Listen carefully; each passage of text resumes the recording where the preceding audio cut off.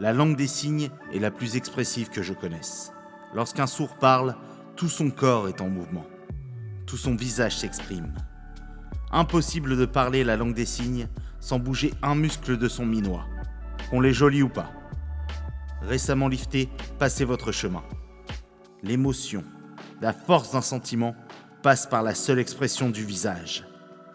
Si vous voulez transmettre un sentiment de tristesse, la bouche doit s'affaisser, les yeux se rétrécir.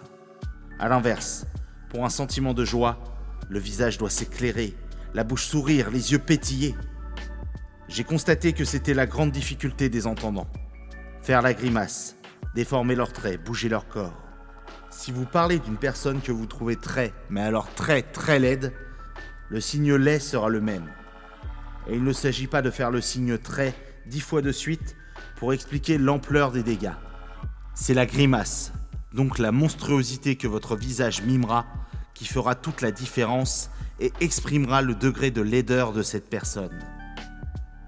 Ainsi, vous qui vous exprimez, devenez la laideur à cet instant-là, hideuse. Et la plupart des gens n'aiment pas déformer leurs traits. Pour la beauté, pareil. Le visage doit avoir une belle expression. Bien sûr, si vous ressemblez à Quasimodo, vous n'en deviendrez pas pour autant Marlon Brando. Mais tous les visages peuvent irradier. Il n'y a pas de conjugaison en langue des signes. Il n'y a pas de temps en langue des signes. Il y a un avant, un après, un pendant, mais pas de passé composé de futur, de présent. J'ai grossi, il serait bien que j'aille faire du sport, se dit « moi, grosse, obligé, sport ».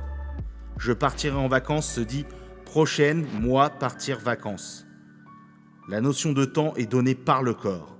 Au futur, on bascule imperceptiblement vers l'avant. Au passé, on part en arrière. Ce que les sourds appellent très joliment la ligne du temps. C'est la spécialité de mon père, le b.a.-ba de la communication non verbale. Avant de savoir les signes, bouge ton corps, sois à l'aise avec lui, apprivoise-le. N'aie pas peur d'être ridicule, fais la grimace, louche s'il le faut. Exprime-toi sans ta voix, mais dans la joie.